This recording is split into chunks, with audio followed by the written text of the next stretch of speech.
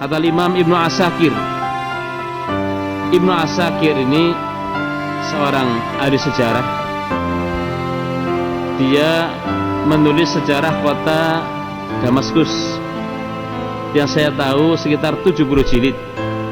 Jadi mungkin sekitar 3 meter atau 2,5 meter bukunya itu. Itu baru satu kitab sejarah kota apa? Damaskus dan para ulama yang pernah tinggal di situ. Al-Khatib al-Baghdadi juga menulis sejarah kota Baghdad sekitar 14 jilid.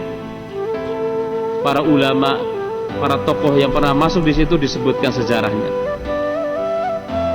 Kita penting untuk mempelajari sejarah para pendahulu kita agar kita meniti jalannya mereka. Islam jaya di masa mereka, maka kita tidak akan mungkin bisa meraih kejayaan kecuali dengan mengikuti jejak mereka. Meskipun kita di zaman ya serba canggih, bukan berarti kita harus naik onta kayak dulu, bukan. Silahkan Anda naik pesawat, silahkan Anda menggunakan teknologi modern, tapi dalam beragama ikuti mereka. Dalam ibadah, berkeyakinan, berakhlak, beretika, ikuti mereka. Berkata Al-Khuraibi, berkata Ibnu Asakir, huwa awwalu man dawwana al-ilma bisyah. Dia ini orang yang pertama kali membukukan ilmu di daerah Syam. Memang Al-Imam Al-Auza'i ini pandai menulis. Untuk orang Arab di zaman dulu, orang kalau pintar menulis itu bukan orang sembarangan. Kan umumnya orang Arab itu buta huruf, buta aksara, nggak bisa baca, nggak bisa nulis. Ya, kalau ada orang pintar nulis berarti ini bukan orang sembarangan. Dia orang yang pertama kali mencatat atau membukukan ilmu di wilayah Syam. Berkata Abdurrahman bin Mahdi, pakar-pakar hadis itu ada 4. Al-Auza'i, Malik, Sufyanus Tsawri, dan Hammad ibn Zaid. Ini para pakar-pakar hadis. Berkata Al-Khuraibi, kana Al-Auza'i afdal ahli zamanihi. Adalah Al-Imam Al-Auza'i adalah orang terbaiknya orang di zamannya. Beliau wafat pada tahun 157 Hijriah di Beirut. Dan Abu Musir menyebutkan sebab wafatnya beliau. Jadi sebab wafatnya beliau, jadi waktu itu beliau masuk ke tempat pemandian air panas. Ada 2 versi. Versi yang pertama, istrinya itu lupa mengunci ya pintu itu, kan mungkin pengap atau apa kan, akhirnya beliau meninggal ya, terjebak di tempat pemandian panas tadi. Versi yang kedua, bukan istrinya tetapi ya petugas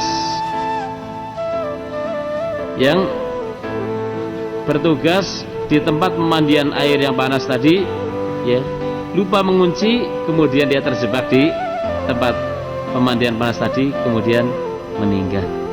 Seperti itu Al-Imam Al-Auza'i rahimahullah meninggal, kata ulama, dalam keadaan sujud menghadap ke kiblat. Dia nggak bisa keluar, sudah terjebak ya, meninggal. Semoga Allah merahmatinya. Ketika hari penguburan, banyak orang yang datang, baik kalangan biasa ataupun para tokoh. Dan dia ketika meninggal tidak meninggalkan banyak dari harta. Tidaklah dia meninggalkan kecuali hanya 86. Ada yang mengatakan 60 dinar, ada yang mengatakan 6 dinar. 1 dinar itu ya, kalau emas itu kurang lebih 4 gram seperempat. Jadi kalau 6 dinar ya, kurang lebih berapa? Ya, kurang lebih 20 ya, 6 gram emas kurang lebih. Hanya tidak terlalu banyak. Seorang tokoh besar seperti ini ya ketika meninggal tidak terlalu banyak warisannya, dan itu tidak penting. Yang penting dia telah mewariskan ilmu, yang penting dia telah menjadi contoh yang baik di tengah masyarakat. Karena orang itu tidak mungkin, orang banyak itu semua bisa kamu perlakukan baik dengan harta kamu. Tidak cukup dengan tingkah laku kamu yang baik, tindak laku kamu yang baik, maka orang pun akan memberikan penghargaan pada kamu. Sebanyak apapun harta yang kamu miliki, kemudian kau berikan kepada orang, itu belum mencukupi untuk kemudian kamu dinilai baik. Tapi cukup kalau Anda bisa bergaul dengan masyarakat dengan pergaulan yang baik, dengan akhlak, etika dan moral yang baik, Anda telah memberi sesuatu yang besar kepada mereka, dan mereka pun akan tentunya memberikan penghormatan kepada Anda. Karena hakikat manusia itu cinta, senang kepada orang yang berbuat baik kepada mereka. Orang Arab mengatakan, jubilal insanu ala hubbi man ahsana ilaihi. Manusia punya tabiat senang kepada orang yang berbuat baik kepadanya. Ada seorang pejabat di daerah Sahil, gubernur di daerah Sahil, ketika hari pemakaman dia ikut. Ketika di hari pemakaman banyak orang, dia nyeletuk, mungkin ngomong sama orang di pinggirnya, wahai Abu Ammar, wahai Al-Auza'i, semoga Allah merahmati kamu. Sungguh dahulu saya takut kepadamu lebih daripada kepada pimpinan saya. Jadi para ulama itu punya kewibawaan tersendiri. Jadi para ulama itu punya kewibawaan tersendiri, yang para pejabat-pejabat pun mereka punya rasa segan, takut kepada para ulama. Tapi ini ulama yang mengamalkan ilmunya. Ulama yang mengamalkan ilmunya. Kata dia, falaqad kuntu akhafuka akthar mimma walani. Sungguh dahulu aku lebih takut kepada kamu, wahai Al-Auza'i, ketimbang kepada pimpinan saya. Takut, segan, penuh penghormatan kepada Al-Imam Al-Auza'i. Saya tutup dengan sebagian fatwa Al-Imam Al-Auza'i. Al-Imam Al-Auza'i pernah ditanya tentang imam mengimami sholat, kemudian dia lupa satu sujud. Harusnya kan setiap rakaat ada 2 sujud, ternyata lupa hanya 1, kemudian berdiri. Selesai sholat, tidak sujud sahwi, semuanya pulang ke tempat masing-masing. Terus bagaimana untuk menambal kekurangan tadi? Orang imamnya enggak nambahi, kemudian makmum juga enggak ngomong apa-apa, padahal sholatnya tadi kurang 1 sujud. Kata Imam Al-Auza'i, yasjudu kullu insanin minhum sajdatan wa hum mutafarriqun. Masing-masing jamaah itu sujud sendiri-sendiri. Karena udah pada pergi, imamnya juga pergi, sementara tadi sholatnya kurang 1 sujud. Berarti sujud tadi dilakukan oleh masing-masing jamaah sendiri-sendiri. Sujud yang tertinggal tadi dilakukan sendiri-sendiri. Pernah Imam Al-Auza'i ditanya tentang orang yang bodoh. Orang yang tolol itu orang yang kayak apa? Kata dia, orang yang tolol adalah orang yang tidak ngerti kejelekan dan dia ngerti kebaikan. Loh,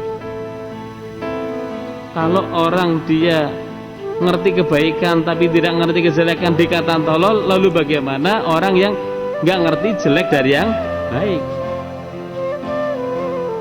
Orang kalau ngerti persis tentang kebaikan tapi gak ngerti tentang jalan-jalan kejelekan, tidak ngerti tentang perbuatan-perbuatan jahat, sifat-sifat jahat, ini orangnya tolol. Kenapa? Karena kita diperintahkan untuk mengenal jalan kebaikan dari jalan kejelekan, agar kita waspada.